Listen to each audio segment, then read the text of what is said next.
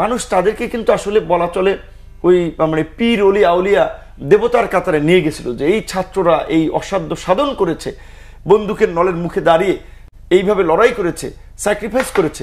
কিন্তু কয়েক মাসে তাদের যে ওই যে নৈতিক স্খলন, ক্ষমতার প্রতি মোহ কিংবা ক্ষমতার অপব্যবহার, ক্ষমতার চর্চা, এগুলো দেখে কিন্তু মানুষ তাদের দিক থেকে মুখ ফিরিয়ে নিয়েছে। 8ই আগস্ট সরকার গঠন এবং তার পরবর্তী কয়েক মাস পর্যন্ত যেভাবে দলমত নির্বিশেষে সমগ্র মানুষ ঐক্যবদ্ধ ছিল, বাংলাদেশের ইতিহাসে এই ধরনের ঐক্য তৈরি হয়নি। এমনকি আমাদের সবচেয়ে বড় ঘটনা মুক্তিযুদ্ধেও এইরকমভাবে ঐক্য তৈরি হয়নি। বাম ডান সে সময় দেখেছেন, কেউ কেউ বলেছে যে দুই কুকুরের মানে রুটির কামড়াকামড়ি, মানে আমাদের মুক্তিযুদ্ধকেও অনেকে আমাদের দেশে অভ্যন্তরীণ সেই সময় এই অঞ্চলেই রাজনীতি করতো, এরকমও কথা বলেছেন। এবং সেখানেও আপনার বলা চলে শেষ পর্যন্ত একেবারে শুরুর দিকে এইভাবে, যেটা আপনার 90-এর আন্দোলনের সাথে কম্পেয়ার করে বলেছেন যে একেবারে গ্রামের উপজেলা পর্যন্ত পৌঁছে যাওয়া, এইরকমভাবে হয় নাই। তো এরকম একটা ঐতিহাসিক আন্দোলন, একটা ঐতিহাসিক পরিবর্তন বাংলাদেশের ইতিহাসে, যেটা এইভাবে একটা রেজিম চেঞ্জ স্বাধীন বাংলাদেশে 69 আগে তো এরকম গণ অভ্যুত্থান ঘটে নাই। এবং এত মানুষ প্রাণ দিয়েছে, আহত হয়েছে, মানুষের যে আকাঙ্ক্ষাটা ছিল, এটা ঠিক যে সেইটা আসলে পূরণ না হয়, কিংবা আমাদের রাজনীতি বলেন কিংবা আন্দোলনের নেতৃত্ব পর্যায়ে যারা ছিলেন তাদের ভূমিকা সেই রকম না হয়, আসলে মানুষ বড় রকমের হতাশ হয়েছে। এবং মানুষের চিন্তার জায়গাটায় ধাক্কা খাওয়ায় মানুষ যার যার সমর্থন কিংবা সহযোগিতা, সেটা সরকারকে বলেন, ছাত্রদেরকে বলেন, রাজনৈতিক দলগুলোকে বলেন, নানা কারণে সেটা সরিয়ে নিয়েছে। এবং সবাই, বিশেষ করে রাজনৈতিক দলগুলো যার যার দলীয় স্বার্থকেন্দ্রিক চিন্তা ভাবনায় আসলে মগ্ন হওয়ায় মানুষ আরও বিভ্রান্ত হয়েছে বা আরও হতাশ হচ্ছে।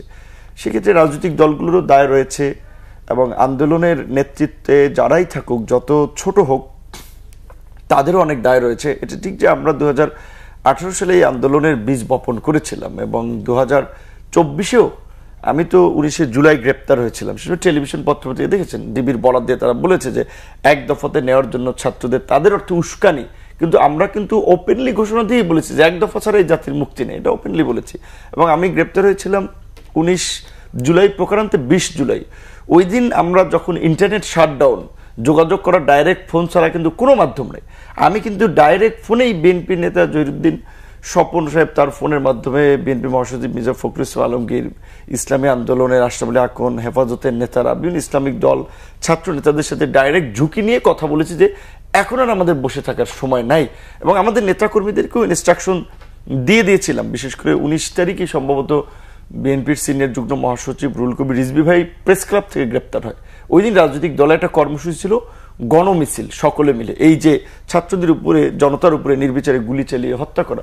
তো এই আন্দোলনটা শেষ পর্যন্ত কিন্তু ছাত্র, জনতা, নাগরিক, রাজনৈতিক দল সকলে একটা সম্মিলিত প্রচেষ্টার ফলে একটা গণ অভ্যুত্থান হয়েছে। সুতরাং এই গণ অভ্যুত্থান, আপনি যেমনটি বলছিলেন যে 90-এর চেয়ে ব্যাপ্তি অনেক, হ্যাঁ, এবং মুক্তিযুদ্ধের বিভাজনটা তৈরি হলো কেন? শুধুমাত্র ক্ষমতা কেন্দ্রিক রাজনীতির কারণে?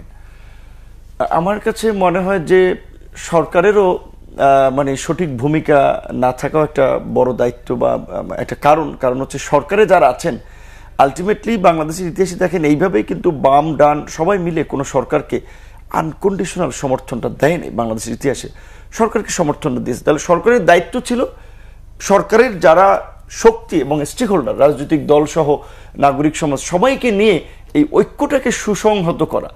এবং রাজনৈতিক দলগুলো তো স্বাভাবিকভাবেই তাদের একটা নিজস্ব দলীয় এজেন্ডায় রাজনীতি করে, আদর্শ কিংবা বিভিন্ন ধরনের কর্মসূচি ভিত্তিক। এখন যেহেতু এটা একটা ইন্টারিম গভর্নমেন্ট বা অল্প সময়ের জন্য একটা সরকার, তারপর একটা নির্বাচন হবে, কাজে রাজনৈতিক দলগুলো তো তাদের সেই প্রতিযোগিতা, সেটা সুস্থ হোক অসুস্থ হোক, ক্ষমতায় যাওয়ার জন্য নেমে পড়বেই। সেই জন্য আমরা শুরুর দিকে বলেছিলাম যে আমাদের দলের পক্ষ থেকে আরো অনেক দল বলেছিল যে বাংলাদেশের ইতিহাসে এরকম পরিবর্তিত প্রেক্ষাপট হয় নাই, গণ অভ্যুত্থান হয় নাই। আমরা এই যে জুলাইয়ের মধ্যে দিয়ে যে বাংলাদেশ পেলাম এবং সকলের একটা নতুন বাংলাদেশ, শাসনতান্ত্রিক ব্যবস্থায় সংস্কার, প্রশাসনিক ব্যবস্থার পরিবর্তন, এই যে একটা আকাঙ্ক্ষা, এটার বাস্তবায়নে আমরা সবাই মিলে একটা জাতীয় সরকার করি, সেটা 1 বছর হোক কিংবা 2 বছরের জন্য হোক, সবার ঐক্যমতের ভিত্তিতে। সেটা হয় না। আমি মনে করি এই জাতীয় সরকার না হওয়াটা হচ্ছে এই বিভাজনের একটা অন্যতম কারণ। এবং এখানে যেহেতু যারা ছাত্র আন্দোলনের পরিচিত নেতৃবৃন্দ ছিল তাদেরও যে চারিত্রিক অধপতন এবং তাদের যে কর্মকাণ্ড, যেটা আপা বলেছেন এটা ট্রু, আমরা একমত যে মানুষ তাদেরকে কিন্তু আসলে বলা চলে ওই মানে পীর অলি আউলিয়া দেবতার কাতারে নিয়ে গেছিল, যে এই ছাত্ররা এই অসাধ্য সাধন করেছে, বন্দুকের নলের মুখে দাঁড়িয়ে এইভাবে লড়াই করেছে, স্যাক্রিফাইস করেছে। কিন্তু কয়েক মাসে তাদের যে ওই যে নৈতিক স্খলন, ক্ষমতার প্রতি মোহ কিংবা ক্ষমতার অপব্যবহার, ক্ষমতার চর্চা, এগুলো দেখে কিন্তু মানুষ তাদের দিক থেকে মুখ ফিরিয়ে নিয়েছে। এবং দেখবেন যে পৃথিবীর ইতিহাসে বোধহয় এইরকমভাবে এই রকমের গণ অভ্যুত্থান এত ব্যাপক মাত্রায় আন্দোলনের পরে এত অল্প সময়ে কেউ ফানুসের মতো চুপসে যায় না, যেটা আমাদের এই সময়ের এই নেতৃবৃন্দ বিশেষ করে যারা ফ্রন্টে ছিলেন তাদেরকে ঘিরে যে প্রত্যাশাটা তৈরি হয়েছিল সেটার জন্য তারাও কিছুটা দায়ী।